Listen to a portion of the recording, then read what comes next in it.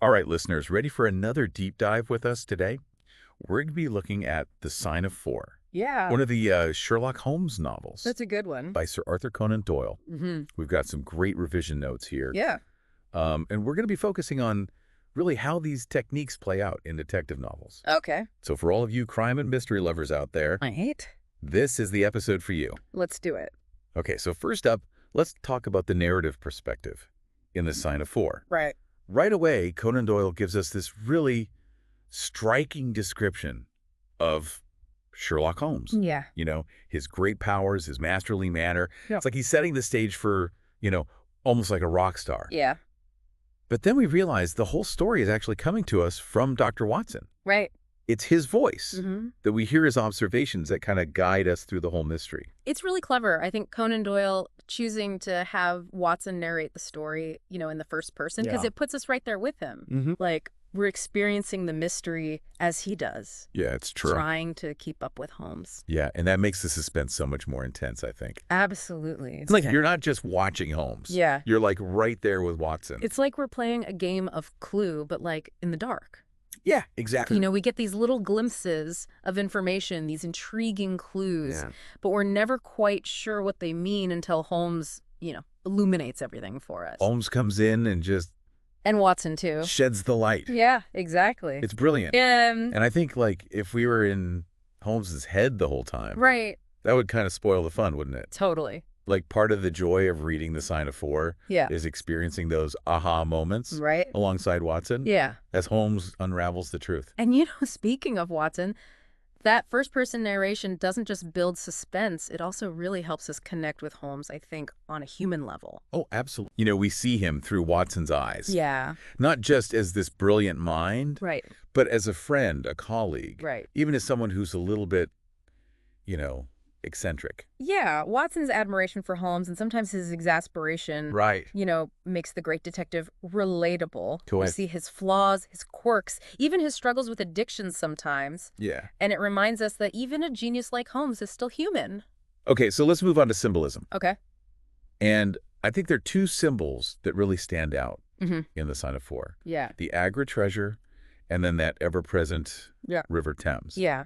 So starting with the treasure, it's obviously not just about, the jewels and the gold. No, it's so much more than that. It's Yeah. like the symbol of greed, Right. the intoxicating lure of wealth, Right. and how it corrupts people. Yeah. It drives the antagonists in the story to commit these terrible acts. Right. And it even brings up a struggle, I think, within Holmes himself. Oh, You know that quote where he says, "For me," said Sherlock Holmes, "there still remains the cocaine bottle." right. It's like he's saying that everyone has their own version of the Agra treasure, something they crave, Right. something that can take them over. Exactly. And it shows that even the great Sherlock Holmes Yeah. isn't immune to desire and obsession. Right. He might not be after jewels, Right. but he has his own battles to fight. Yeah. It makes him, I think, an even more compelling character. Definitely. Don't you think? Yeah, totally. Yeah. Okay, so now onto that other powerful symbol, the River Thames. Okay. It's almost like a character itself in this book, right? Yes. The Thames isn't just a backdrop. Yeah. It's this symbol of constant change. The Right. flow of time, the undercurrents of danger lurking beneath the surface. Yeah, and think about like all those boat chases. Those clandestine meetings on the riverbank. Yeah. It just adds another layer of intrigue and suspense. Absolutely. And for crime and detective novel fans, Yeah. how often do we see cities or landscapes play such a vital role in these stories? It's true. It's like the Thames reflects the murky depths of the mystery itself. Right. And it even foreshadows the danger that awaits. And Conan Doyle, he just masterfully uses setting to just amplify the story's atmosphere and symbolism. Yeah. Speaking of atmosphere, we can't forget his use of imagery. Right? The way he describes characters, places, even the fog rolling in over London. Yeah. It creates such a vivid and unforgettable experience. It does. Yeah, it's like we can practically smell those damp cobblestones and hear the creaking of the boats on the Thames and talk about vivid imagery. Right. Remember that description of Jonathan Small? Oh, yeah, with that bearded, hairy face with wild, cruel eyes and an expression of concentrated malevolence. It's not just a description. Right. It's a warning. It's like Conan Doyle is painting a mugshot with words. Yeah. And he does this throughout the book. He uses imagery to foreshadow events and to build suspense. Like, think about Thaddeus Sholto, always nervous, always looking over his shoulder. Right. That foreshadows his connection to the mystery and the danger that he's in. Totally. And remember when he's arrested and he blurts out, "Didn't I tell you?" Right. It reveals his fear of being wrongly accused, which hints at the need for Holmes to dig deeper and find the true culprit. It's like those little breadcrumbs that Conan Doyle drops to keep us guessing and engaged. Yeah. He's a master of playing with our expectations. But it's not just about tricks and thrills, you know? Right. These literary techniques like the imagery and the foreshadowing we've been discussing, they actually add layers of meaning to the story. Oh, absolutely. The Sign of Four is more than just a mystery. Yeah. It explores these deeper themes like justice, crime, and even the impact of colonialism. Yeah, let's talk about that. Yeah. You know, the whole story revolves around Mary Morstan's pursuit of justice. Right. Trying to find out what happened to her father and hold those responsible accountable. It makes you wonder, though, can you really achieve justice outside the bounds of the law? That's a good question. You know, Jonathan Small's quest for revenge is driven by the injustices he suffered. Right. But his actions really blur the lines between victim and perpetrator. So does that taint the justice that he's seeking? Yeah, it's a fascinating question that Conan Doyle poses. And then we have Athelney Jones. Oh, yeah, the Scotland Yard detective. Right. He represents the traditional justice system. Uh-huh. But he's constantly a step behind Holmes. Right. He often jumps to the wrong conclusions. Yeah, and it highlights the limitations of conventional methods. Yeah. He's almost like a comedic foil to Holmes. Right. It's like Conan Doyle is subtly suggesting that sometimes you need to think outside the box, you know, be observant and use logic like Holmes to achieve true justice. Yeah, I like that.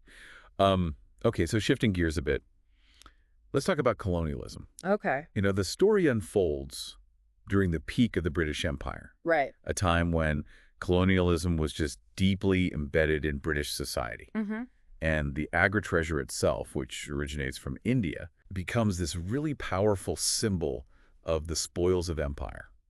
I see what you mean. It's like that treasure represents the exploitation and the power dynamics of that era. Yeah. You know, the characters are all caught up in the pursuit of it. Right. They're grappling with this legacy of colonialism, whether they realize it or not. They're all kind of tangled up in it, aren't they? Exactly.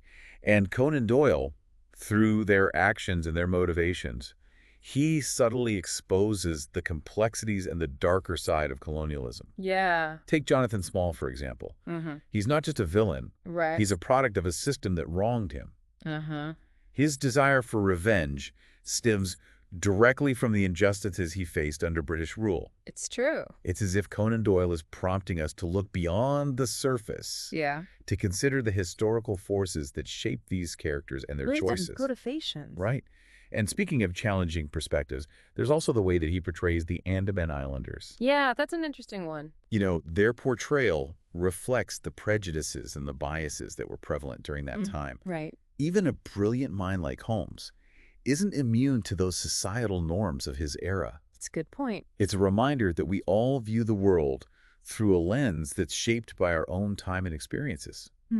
But at its core, The Sign of Four is still a thrilling mystery. Oh, totally. And Conan Doyle masterfully crafts suspense, using pacing, foreshadowing vivid language. He keeps you on the edge of your seat. To keep us on the edge of our seats. Yeah. It really did. It's like we're right there with Watson, feeling that same sense of urgency as the clues start to come together. Yeah.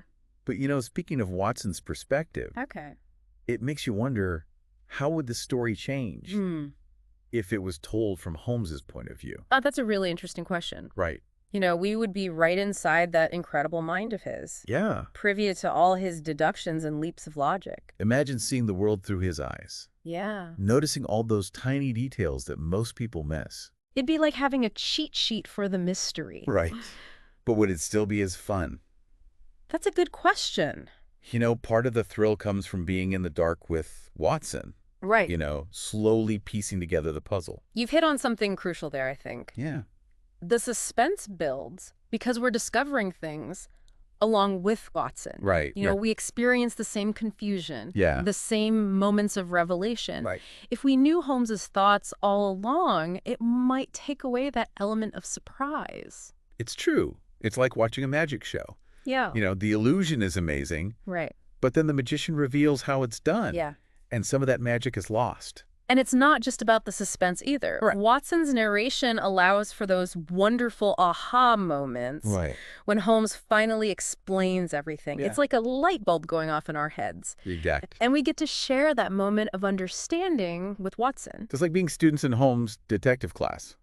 We get to learn from the master himself. Right. And, thinking back on everything we've discussed, Yeah. it's amazing how Conan Doyle weaves together narrative symbolism imagery He does. to create such a rich and layered story. He really is a master storyteller. Right. The Sign of Four is more than just a whodunit. Yeah. It's a story that makes you think, It does. that explores timeless themes, Right. and that leaves you with a sense of wonder long after you've finished reading it. And for all you mystery fans out there, Yeah. I think there's a lesson to be learned from Sherlock Holmes.